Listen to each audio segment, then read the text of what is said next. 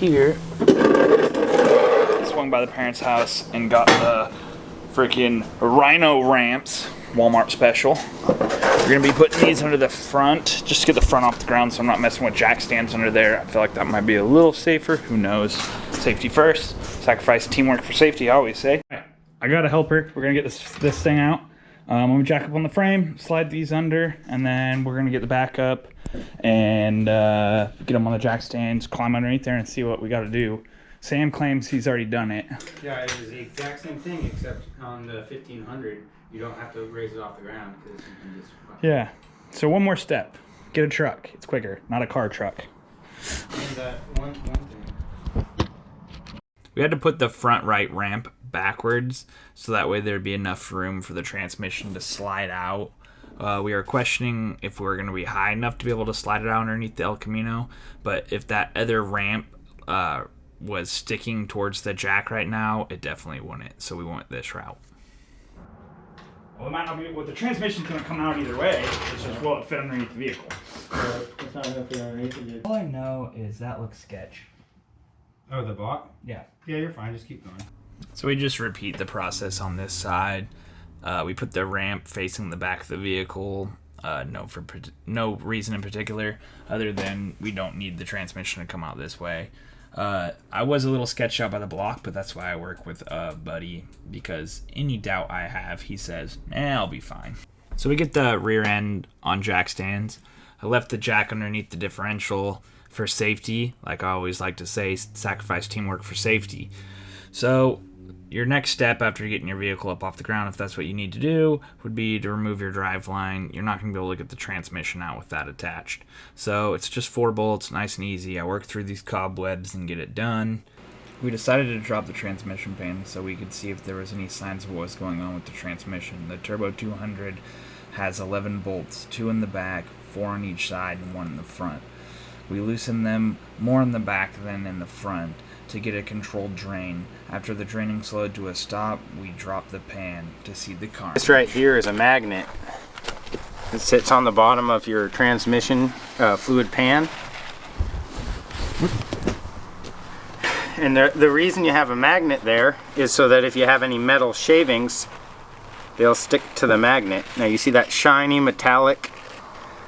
Yeah, look how... Here's where the magnet is. I'm gonna dig in. The magnet is right there. That's an actual magnet. This entire donut, look at that donut of shavings. That's all.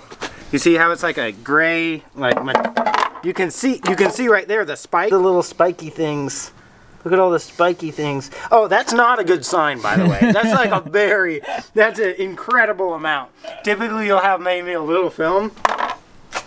Dude, look at that. Did you see that? Look at this corner right here. Push it back that way, like drain the oil. Look at all that. Yeah, there's a bunch of other shit in there, too. Straight up. So that's, well, let's see if they stick. Oh, dude, those are going to stick. These are big-ass chunks, bro. Chunks of iron, yep. Fucks shit up. I don't fucking know. I just know that that's not supposed to be like that. No, it's from the reverse lows, dude. Reverse gear, straight to first gear, and let her eat. That's what that's from. Damn, man. All right. So it was just the 2 bolts there, drops the starter down, but then there was... It was very annoying. It had this front, on the front of it, it had this McGillicuddy right here, which is quite annoying. And then it also had not just on the solenoid wires here, but we had this post right here, which was really kind of hard to get to and annoying. And then this thing was long threaded, and you had to do this little tiny box end, 1/8 of a turn at a time the whole way down. The real reason that we didn't record it is because there is far too much profanity for even YouTube or I don't know, Rumble or anything like that. It was too much swearing. And then there's a shim, I guess. Yeah, so it was shimmed and there was a bracket. Oh, the bracket's laying over there. I can't reach it. The bracket is right here. This stupid so I've never bracket. Seen this. There was a bracket on the front, and this thing wasn't even tight, so it wasn't really even doing anything. So we deleted the bracket. We're gonna delete the entire starter. We're gonna put a gearbox right next to it and have a hand crank come out the front. So when V&A starts the car, she's gonna take her hand crank, put it in the front, give it a couple of good cranks, and then get it going that way. But we're not putting this thing back in there. Yeah, she was pretty not thrilled about that idea, so maybe we'll brainstorm some stuff. There has to be a smaller starter for it. I'm sure we'll actually probably go that route, but yeah, this was a pain, man. I don't know. Like, a roadside, like, I've changed a lot of starters on the side of the road, and Walmart parking lots, and O'Reilly parking lots, and stuff like that, but this one, man, I would have been swearing up a storm. Off camera, we removed everything attached to the transmission. Speedo cable, shift linkage, inhibitor switch, and kickdown cable. So now it's time to attack the flex plate. 3 bolts attach the flex plate to the torque converter. We used a ratchet on the crankshaft bolt to turn the motor over by hand, switching from park to neutral to get access to these bolts. Once we removed them, it was time to remove the bell housing bolts. Due to the lack of tools in my garage, we had to get creative to get the right angle on these bolts because of the minimum clearance with the exhausted transmission cooler lines. Alright, so we're still just getting the next bolt out. And but I needed, it's a 9/16, but I need a 5/8. And the reason I need a 5/8 is so I could slip it over the end of the handle here. And then slip this right this way.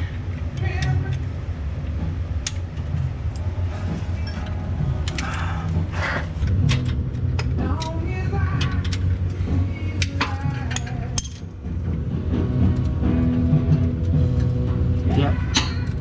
That's how you fucking McGillicuddy that shit. Extendo, cuz. Bitch, I got extendos. With everything removed from the transmission, we slid a jack under the car with a piece of plywood as our makeshift transmission jack. Removed the cross member.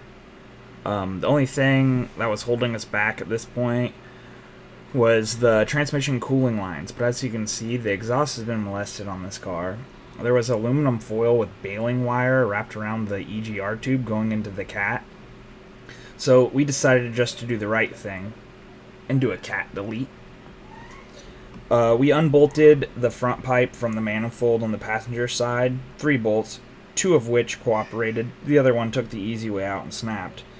At this time, I thought we were going to fix the trans and put it back in, so we elected to cut the driver's side so the exhaust dumps under the passenger floor instead of by your pedals. Due to corrupted files on my GoPro, we lost a lot of footage of us taking the transmission out. We don't have footage of the exhaust being cut, but the exhaust from the driver's side runs across the front right behind the engine there, and we cut it right there so it doesn't dump out underneath the driver. And then we were able to get access to the transmission cooling lines pretty easily. Normally you just drop your exhaust down to do this, and you use 2 wrenches, one on the fitting going into the transmission, one on the cooling lines, and you hold one and then break the other one loose using a fitting wrench. But we just used a box end wrench and got lucky, and it backed right off there perfectly fine. At this point we thought this transmission was going to be going back in, but I think there's a new plan. No, I'm almost there. Oh, now it's binding. Oh yeah.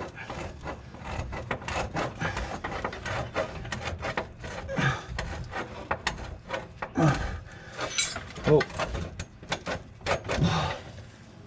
I gotta come my way here. Yep.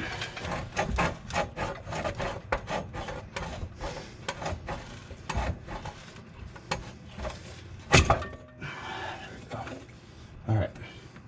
Totally disconnected there. This is total transmission. Alright, I'm gonna slide it towards you a little bit. Oh, hold the jack from moving if you can somehow. You got it? Yeah. Just need to get this further that way. And then I can. Oh, I gotta go. Gonna have to come out my side, I think. Well, we're gonna slide it off the jack, I think. Is the... Yeah, but it won't go out your side because I think the bell housing will sit in behind this. Yeah, I'm just trying to get it ready to slide off onto something. Yeah. Well, we got this fucking wooden McGillicuddy here.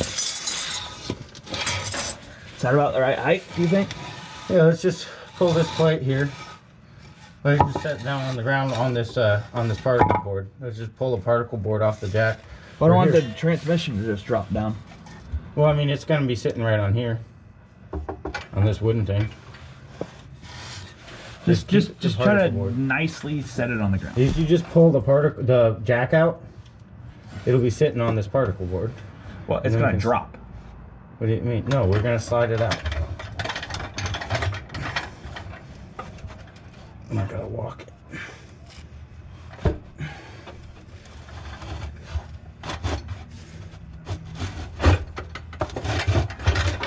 Okay, there we go. I just gotta get my hand out of there. Ah, fuck. You okay? Pretty close. Yeah, pretty close to it. Okay, pull that out. Yep. Just roll it back. Is the particle board underneath of it still? No. Closely? Oh well. Well, it didn't impact on the ground though. It's on the ground now. Just pull that particle board out. It's fun to be on the ground. Yeah. I didn't want it to slam onto the ground. You know what I mean? Either, and I thought that's what your plan was. No. I was gonna try to lift the. Well, I kind of did, but I was like, lift the particle board off the jack, slide the jack out, and then let it ease down. I think we can just about squeeze it out this way. Got a lot of fucking random shit in the way though. Transmission cooling lines.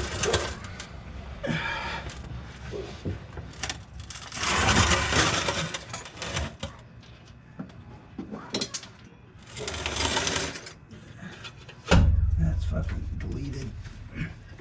Deleted. Come on.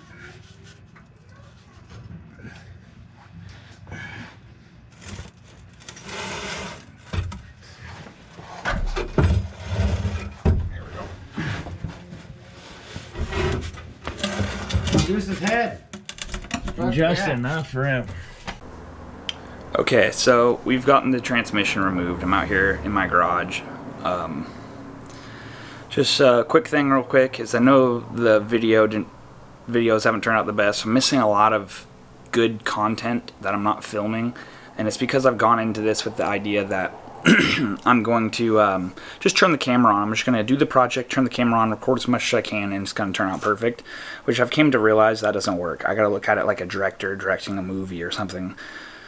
So going forward, I'm going to do that, kind of have a game plan of what I want the video to exactly look like and entail step by step, and then shoot those steps, and if something interesting happens within one of those steps, you know, I'll make sure I get it. But going forward, I'm going to structure the videos a little better.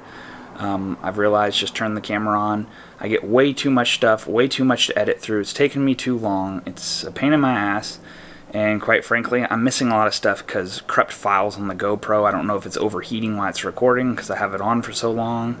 You know, I'm not too sure. This is all new to me, so we'll get that figured out and get a little bit better content. We got the transmission out. It took us 2 days. The only reason it took us 2 days is because we wanted to cut the exhaust so we could get to those transmission cooler lines or drop the exhaust down. And at that point, we thought this motor was going to stay in the car, but there's kind of something on the pipe works. So we'll see. I'll get that recorded for you guys, and we'll show you what I'm thinking for a new power plant for this car.